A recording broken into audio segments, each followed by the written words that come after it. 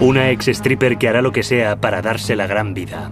Debbie llegó a casa solo con un abrigo de visón y zapatos de tacón. Probablemente era la perfecta materialista. Un marido millonario que busca una salida. Un escalofrío me recorrió todo el cuerpo porque me dijo que iba a ser asesinado. ¿Qué ocurrió? Y una investigación que cambia de rumbo por un giro del destino. Y al final le dije, cuéntame cómo murió Werner Hartmann, y se quedó con la boca abierta. Parece hecho para una película de televisión, pero fue real. Un matrimonio de inconveniencia se convierte en una elaborada traición. Esta noche en Poder, Privilegio y Justicia.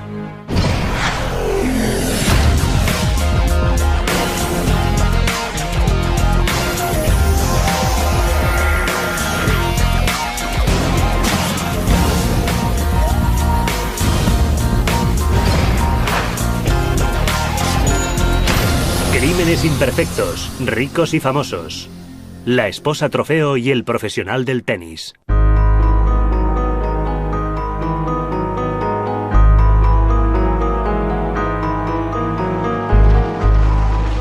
En las primeras horas de la mañana del 9 de junio de 1982, Deborah Hartmann y su hijastra de 14 años, Eva, regresan a su casa en Northbrook, Illinois. Debbie y yo llegamos a casa. El coche de mi padre estaba aparcado fuera. Él siempre aparcaba sus Rolls en el garaje, así que pensé, qué raro. Y pensé que se iba a enfadar mucho con nosotras porque llegábamos muy tarde. Entramos en la casa y yo intentaba no hacer ruido. Recuerdo que sonaba la música de mi padre. Él escuchaba música clásica y estaba tan alta que, no sé, tuve una sensación extraña cuando entré en la casa y me di cuenta de que algo no andaba bien. Eva sigue a Debbie hasta lo alto de la escalera.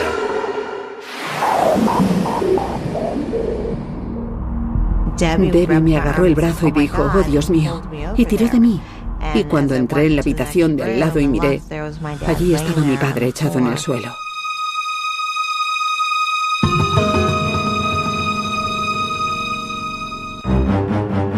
Le dije, oh Dios mío, Debbie, necesitamos ayuda, tenemos que llamar a alguien. Yo estaba tan impresionada. Era algo tan increíble para mí. Solo quería quedarme allí con él. Y ella me agarró y bajamos las dos corriendo las escaleras. Volvimos al coche y fuimos a la comisaría, que estaba como a 1,5 kilómetros de distancia. Todo el mundo en la población parecía conocer a Werner y Debbie Hartmann, el rey del estéreo de Chicago y su atractiva esposa. En una zona residencial como Northbrook no armonizaban precisamente con el entorno. Debbie cuenta a los agentes que cree que su marido Werner se ha suicidado. La policía le toma declaración y les pide a ella y a Eva que permanezcan en la comisaría mientras varios agentes inspeccionan el escenario. A las 4:50 de la mañana, el sargento Jim Wilson llega a la residencia de los Hartmann. Lo primero que se ve al llegar es un gran león de cemento que él tenía, la cabeza de la estatua de un león. La casa era una antigua granja restaurada. Wilson entra en el hogar de los Hartmann. Entramos por la cocina y recuerdo que la casa estaba oscura. Había solo 1 o 2 bombillas encendidas, estaba muy oscuro. Todo parecía muy misterioso y registramos la vivienda por si había alguien más. Y de repente, la linterna ilumina y vemos a un hombre que yacía desnudo con unas cuantas heridas de bala.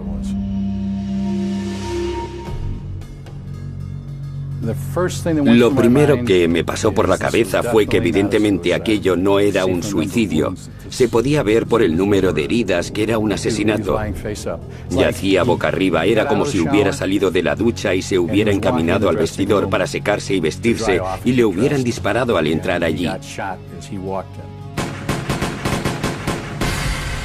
No había signos de lucha, nada indicaba que se hubiera defendido, que hubiera golpeado a alguien ni nada. Simplemente le dispararon. Los investigadores encontraron 10 casquillos de bala junto al cuerpo y determinaron que Werner había sido abatido con un arma semiautomática. Alguien quiso transmitir un mensaje al rey del estéreo. Las pruebas en el escenario del crimen mostraron que a Werner Harman le dispararon 14 veces. Había una herida de bala justo entre los ojos de Werner, en plena frente. Se podía ver que alguien se situó de pie junto a él y le disparó cuando estaba en el suelo. Había heridas en todo el cuerpo y orificios en el suelo. Por toda la casa, la policía encuentra montones de facturas sin pagar y recibos, pero ninguna pista sólida. Al concluir su investigación preliminar, tienen más preguntas que respuestas. Regresan a la comisaría y se fijan más atentamente en la familia Harman. Nos separaron. Ella fue a una habitación y yo fui a otra. Y explicamos dónde habíamos estado de la mañana a la noche. A mí me pareció muy poco habitual que, habiendo escuela al día siguiente, la madrastra se llevara por ahí a una hija tan joven hasta altas horas de la madrugada. Pero cuando la policía intenta que Debbie les dé su versión de la historia, al parecer ella tiene otros planes. No mostraba el dolor que cabría esperar. Y otra cosa inusual fue que cuando trataron de tomarle declaración, se tumbó en el suelo de la oficina del inspector y se quedó dormida. A las pocas horas de haber encontrado a su marido asesinado, ¿Debbie Harman era capaz de hacerse un ovillo y echar un sueñecito? La policía jamás había visto algo parecido, y la bella durmiente pronto pasó a ser su principal sospechosa. En julio de 1982, la noticia sacudió todo el elegante pueblo de Northbrook, Illinois. El rey del estéreo, Werner Harman, había sido asesinado en su casa.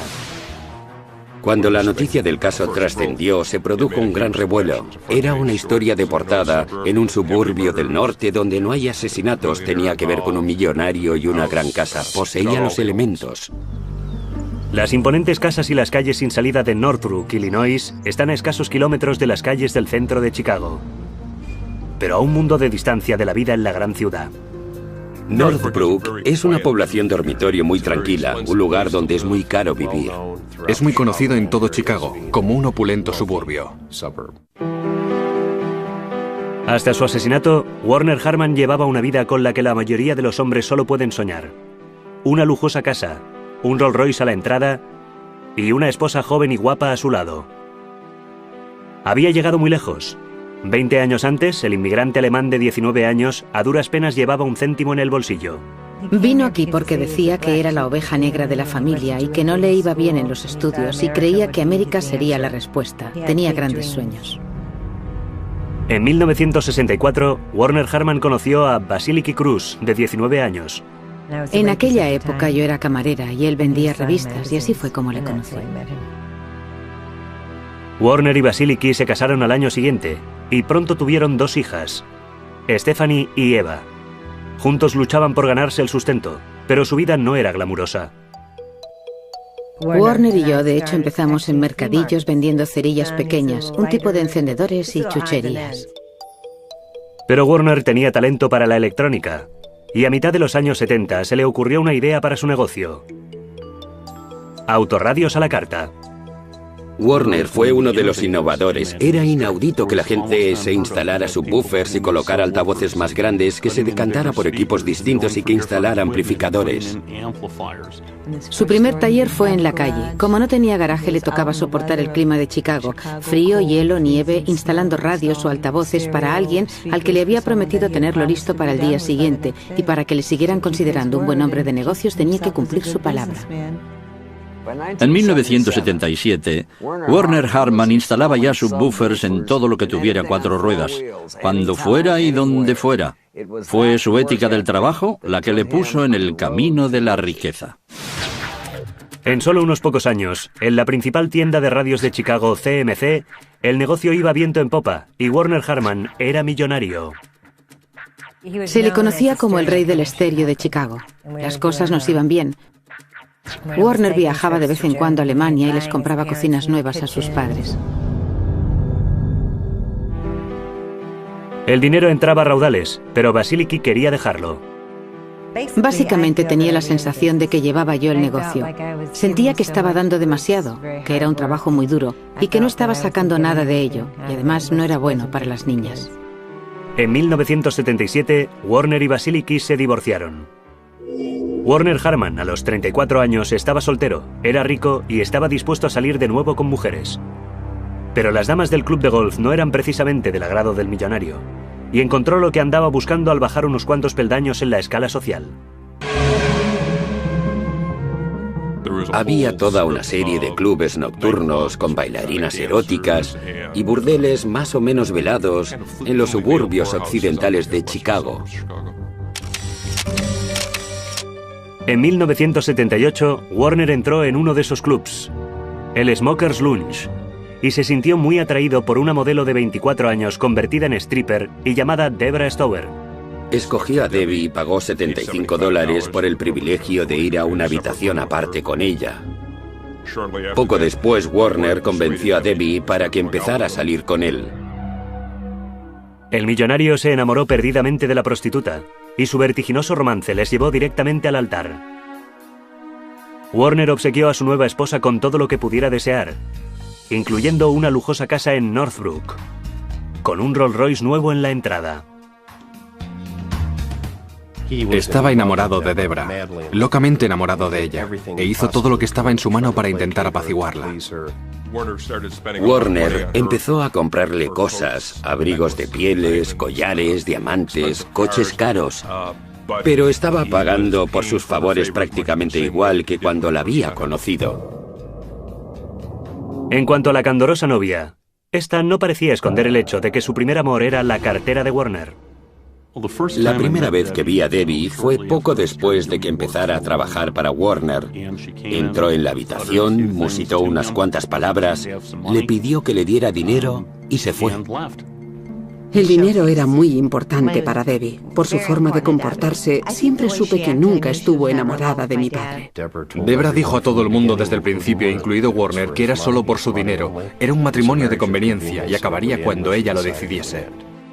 Probablemente era la perfecta materialista. Utilizaba a la gente, era una profesional en eso. Con el pretexto de que la relación amorosa se estaba desgastando, Debbie empezó a exceder los límites de la paciencia de Warner y de su cuenta bancaria. Warner me llamó para contarme que se dedicaba a salir con sus amigas, a gastar cifras astronómicas de dinero, pasando días seguidos fuera de casa sin volver, tomando drogas. En fin, llevando un tren de vida muy desmadrado.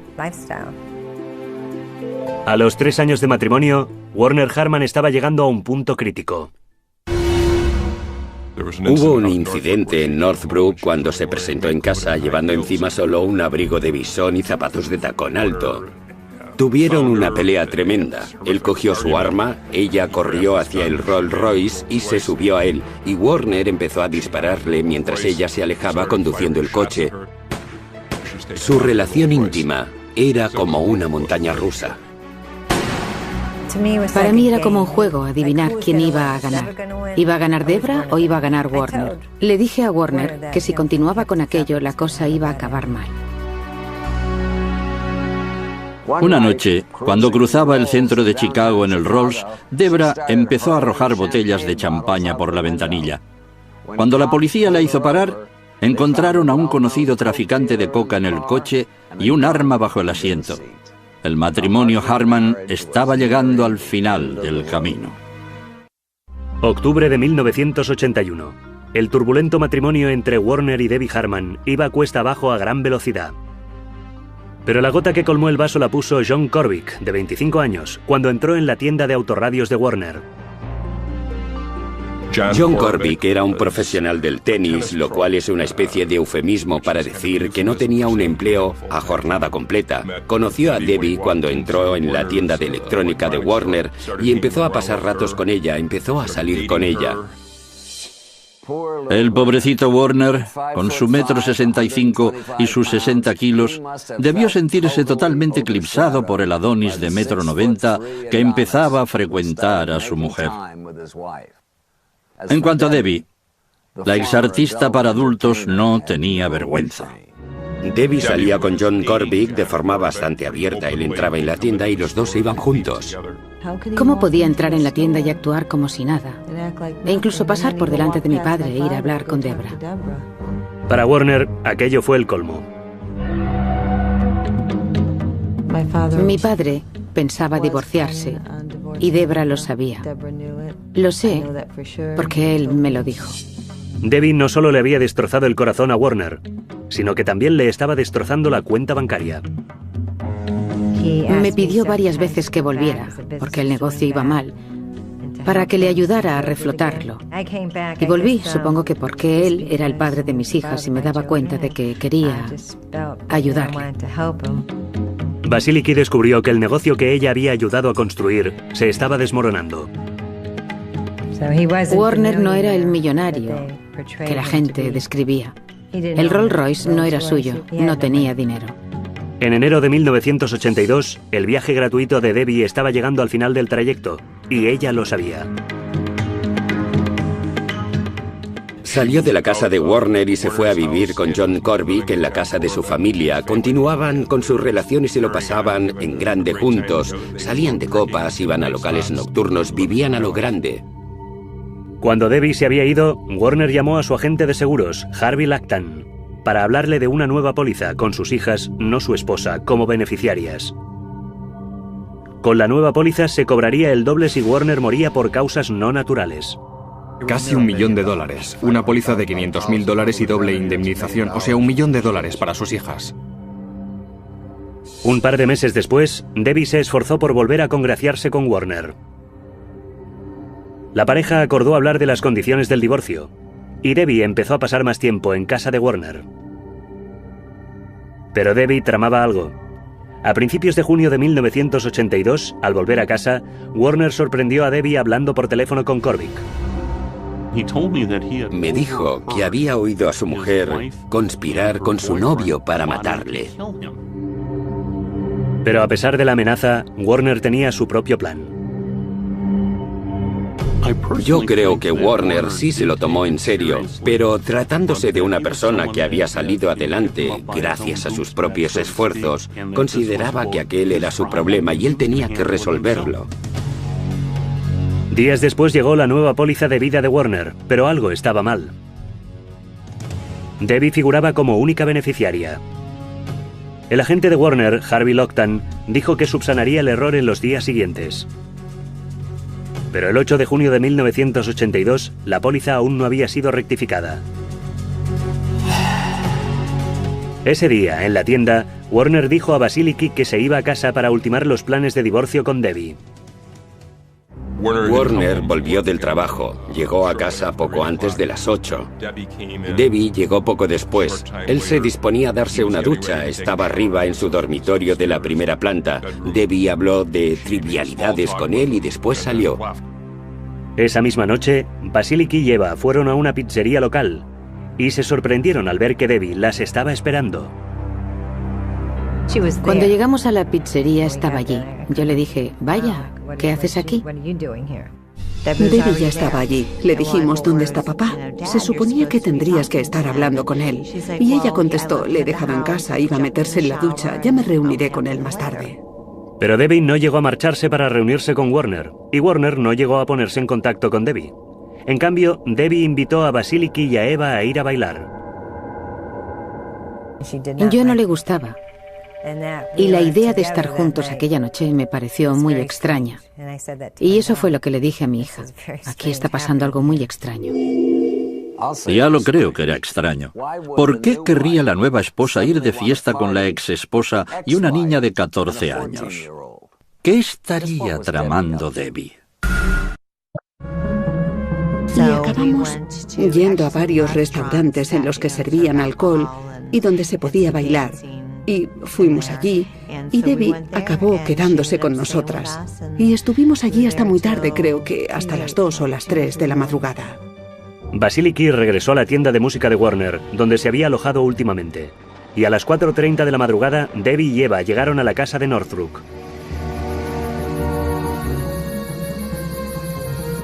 Suben por las escaleras hasta el dormitorio y se encuentran a Warner con el cuerpo acribillado de balas. Eva se quedó aturdida, llorando, gritando.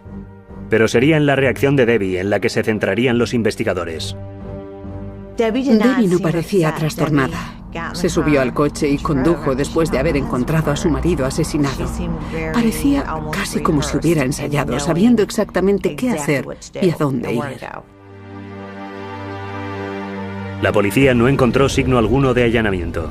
Partiendo de los casquillos, los expertos en balística consiguen determinar que el arma homicida era una ametralladora Mac-10. Aparte de eso, los investigadores tienen poco en qué basarse. Pero pronto empiezan a descubrir un móvil. Comienzan a investigar a Debbie, descubren la existencia de John Corbick, se enteran de que mantenían una relación. La policía cree que acaban de encontrar a sus principales sospechosos, pero también se dan contra una pared de ladrillo. Todos los individuos se consideraron de inmediato sospechosos. Y con eso me refiero a dos, Debra y John Corbick. Ambos tenían coartadas para esa noche, y esas coartadas fueron exploradas enseguida. Deborah estuvo efectivamente por ahí de copas con una de las hijas de Warner Harman, y cuando la llevó a casa, encontraron a su padre muerto en el suelo. John Corbick también tiene una coartada. Sus amigos dicen a los investigadores que pasó toda la velada con ellos.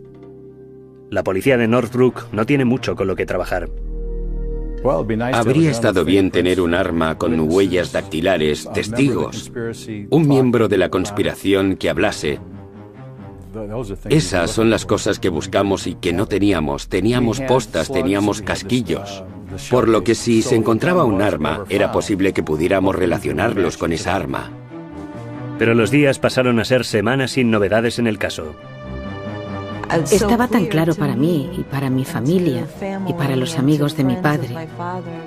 Estaba tan claro para todo el mundo que ella estaba detrás de todo aquello. ¿Por qué tardaban tanto? Todo tenía sentido, todo encajaba, porque ¿a qué venía que Debbie se hubiera presentado en el sitio en el que mi madre y yo íbamos a cenar? Y después, ¿por qué salimos por ahí? ¿Por qué volvimos a casa? Estaba todo tan planeado. Aunque los indicios circunstanciales apuntan hacia Debbie y John, no existen pruebas. La jefatura de policía de Northbrook no podía unir las piezas para saber quién había apretado el gatillo. Había un posible móvil, pero eso era prácticamente todo. Existía frustración entre los agentes que trabajaban en el caso y entre los inspectores que participaban en el caso. Querían resolverlo. A pesar de sus mejores intenciones, la investigación estaba tan fría como el invierno de Chicago. Parecía que nunca se iba a hacer justicia, pero un policía, en un caso no relacionado con el que nos ocupa, estaba a punto de tropezarse con una sorprendente pista. En 1983, un año después del asesinato de Warner Harman, los investigadores no están más cerca de resolver el caso. Entretanto, los principales sospechosos, Debbie Harman y John Corbick, han roto, y Debbie todavía espera el pago de $1 millón de la póliza de vida de Warner. Pero hay una pega. Hasta que el caso se resuelva, la compañía aseguradora no pagará la totalidad. A cambio, ofrecen a Debbie un trato. Y llegaron a lo que en el gobierno solemos llamar oferta y compromiso. Te ofrecemos $450,000 ahora o litigaremos. Debbie acepta la oferta, lo que hace a los investigadores sospechar aún más. En cuanto a las hijas de Warner, no ven un céntimo. Se quedó con todo y no volvimos a tener noticias suyas. No pudimos quedarnos con nada de la casa de mi padre, nada. No teníamos fotos, ningún recuerdo suyo, es decir, absolutamente nada, ni una sola cosa. Menuda bofetada en plena cara. La intrigante esposa está en la calle con casi $500,000 y las hijas quedan totalmente al margen. La investigación del asesinato de Warner Harman parece destinada a quedarse sin resolver. Hasta que un agente de la Policía Estatal de Illinois, que trabaja en un caso inconexo, descubre una prometedora pista nueva.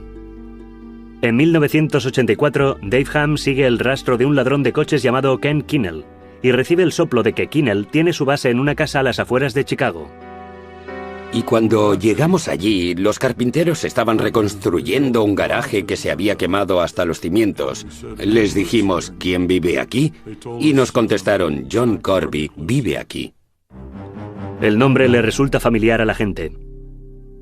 Aunque él no había participado en la investigación del caso Harman, Dave Ham sabía que alguien llamado John Corbett era uno de los principales sospechosos. Para mí tenía mucho sentido que fuera lo que fuese lo que John Corbett estaba implicado, Ken Kinnell también lo estaba. Ham no es el único que va tras Kinnell. Los agentes de la ATF, Jim Delorto y John Mazzola, creen que el ladrón de coches también trafica con armas ilegales. Lanzan una operación encubierta y captan a Kinnell en cinta ofreciéndoles armas y algo adicional para hacer más atractivo el trato. Normalmente no nos interesa comprar coches robados, pero sabemos a quién llamar. Y llamamos a Dave. Y fue por pura casualidad que Jim me llamó un día y me dijo que estaban comprando armas a un sospechoso y que ahora se había ofrecido a venderles un coche robado y el sospechoso que iba a venderles el coche era Ken Kinnell. Ham escucha la grabación de la ATF de su conversación con Kinnell y destaca un detalle. Nos estaba contando historias de cómo había estado disparando una de sus armas de fuego en su sótano. Se trataba de una Mac-10 que había convertido en totalmente automática. Perdió el control de la Mac-10, que se le levantó e incrustó varios disparos en el techo. Acto seguido empezaron a llover detalles del asesinato de Harman. Werner Harman había sido asesinado con ese tipo de arma, y allí estaba Kinnell hablando de la misma arma, que además era poco habitual. No se ven muchas de esas armas por ahí. Gracias a la increíble memoria de Ham, se vincula ya a Ken Kinnell con John Corbett y con la potencial arma homicida. 3 años después del asesinato de Harman, el caso empieza a calentarse de nuevo. A partir de ese momento, John Delorto y yo empezamos a juntar nuestras notas y fue entonces cuando empezamos a darnos cuenta de que allí había mucho más que coches robados. Ham arresta a Kinnell por los cargos de tráfico de armas y robo de coches. Pero lo que Ham desea en realidad es más información sobre el asesinato de Harman. Durante todo el trayecto hacia la cárcel no paró de hablar de lo que podía hacer y de cómo podía organizar que compráramos ese camión robado o ese coche robado. Él quería hacer algo para ayudar con el tema de las armas y los coches. Nos dijo, ¿puedo redimirme trabajando? Y al final le dije, ¿sabes, Kenny? No es eso exactamente lo que tengo pensado. Entonces dijo, ¿qué es lo que quiere? Y le dije, cuéntame cómo murió Werner Harman. Y se quedó con la boca abierta, estaba en completo estado de shock. Kinnell dijo, ¿cómo me han metido a mí en eso? Pero hasta su pregunta reconocía en cierto modo su implicación. Los investigadores obtienen una orden de registro para la casa de Kinnell. En el sótano encuentran exactamente lo que buscan: las balas de Mac-10 que Kinnell dijo haber disparado al techo. Y encontramos un cierto número de balas que coincidían concluyentemente con el arma homicida que había matado a Werner Harman. Sabíamos que íbamos por el buen camino. Entre la espada y la pared, Kinnell accede a colaborar con los investigadores, pero solo hasta cierto punto. Queríamos saber naturalmente quién había apretado el gatillo, pero se mostraba vago con respecto a quién exactamente cometió el crimen. Ham y Delorto tienen la teoría de que el amante de Debbie, John Corbett, fue quien disparó y que Kinnell le ayudó y escondió el arma homicida. Si Ken Kinnell quería salvarse, tenía que ayudar a demostrarlo. Los investigadores piden a Kinnell que lleve encima un micrófono y que se reúna con Debbie en su casa, con la esperanza de que ella confiese. Pero pronto resulta evidente que Kinnell trabaja para los dos bandos. Habíamos aparcado más cerca de lo que Kenny creía y podíamos ver sus gestos con las manos, y lo que hacía básicamente era indicarle que no dijera nada, y entonces ella empezó a emitir una risita por el micrófono.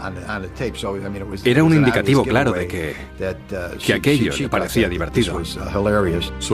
Así que acabamos con una cinta que servía a los intereses de Kinnell, pero que no era en absoluto probatoria. Era traicionero.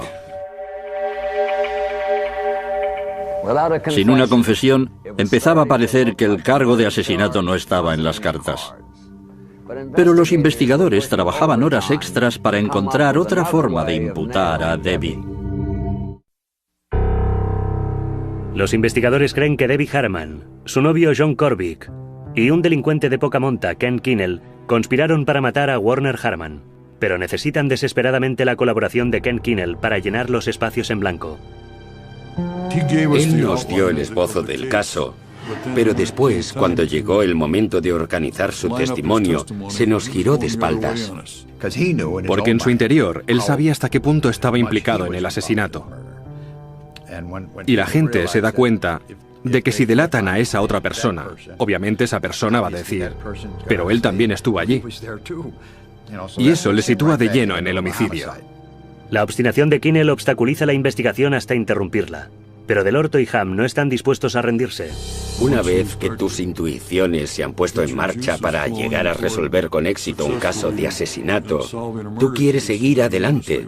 Resultaba que nuestra misión era concluir la tarea, y eso fue lo que hicimos. Resolver aquel rompecabezas requeriría un buen trabajo detectivesco a la vieja usanza. Así que los investigadores volvieron al principio y siguieron la única cosa que había importado a Debbie desde un principio: el dinero. Había que determinar cuál era el móvil del asesinato. Volví a la jefatura de policía de Northbrook y saqué las 2 o 3 cajas llenas de pruebas y documentos. Cuando Del Orto revisa los archivos originales del caso, se fija en una discrepancia que no había sido detectada antes. En el impreso de la póliza de seguro de vida que se había rellenado, la firma era una falsificación de la de Werner. Después, Del Orto plantea una pregunta que nadie más había planteado. ¿Cómo pagó Werner su póliza de seguro de $1 millón? Quise ver qué cheque extendió y con qué fecha para pagar la póliza de seguro, y no había ninguno. Pero tuvieron que pagarla de algún modo. Y cuando revisamos el extracto de la tarjeta de crédito de John, allí estaba. Era un pago Prudential Life Insurance por el seguro de vida de Werner Harman. Empezó a dibujarse la imagen de que se trataba básicamente de una póliza fraudulenta. De repente se dieron cuenta de que solo existía una explicación. El agente de seguros de Werner, Herbie Lactan, debía formar parte del complot. Investigaron su registro de llamadas y relacionaron directamente a Debbie con la conspiración. Ella habla con Herbie Lactan, por supuesto, después habla con John Korvik, después habla con Ken Kinnell, después Ken Kinnell habla con Korvik y después Korvik habla con Lactan. Fue un trabajo muy concienzudo por su parte de reunir márgenes de tiempo y fechas concretas de los hechos acaecidos y después demostrar que los conspiradores estuvieron hablando unos con otros durante y justo antes y después de esos acontecimientos clave. Una vez desvelada la conspiración, los investigadores deciden llamar a Herbie Lactan para interrogarle. Y escogimos a Herbie porque era el que tenía la personalidad más débil del grupo. Y cuando se vio perdido, se quedó hecho papilla. Y confesó. Según la versión de Lactan, Debbie sabía que Werner se había puesto en contacto con él para contratar una nueva póliza de vida que beneficiaba a sus hijas y la excluía a ella. Poco después, Debbie se presentó en el despacho de Lactan con $3.000. Debbie, con ese dinero, combinado con ciertos favores sexuales, le convenció para que sustituyera a las beneficiarias de la póliza por ella. En la película de Billy Wilder, Perdición, una intrigante esposa interpretada por Barbara Stanwyck embauca a un apuesto agente de seguros. Juntos trazan un plan para matar al marido de ella a cambio de un buen pago. Parecía que Debbie Harman hubiera arrancado una página del guión de Raymond Chandler. Para los investigadores, ha llegado el momento de unir las piezas de toda la historia. Reconstruyen una cronología que comienza 6 meses antes de que Werner fuera asesinado, cuando Debbie le abandonó para irse a vivir con Korvik. Durante ese periodo de tiempo es cuando se les ocurrió la idea de matar a Werner en lugar de que Debbie se limitara a divorciarse de él sin sacar nada. Podemos matarle por el seguro.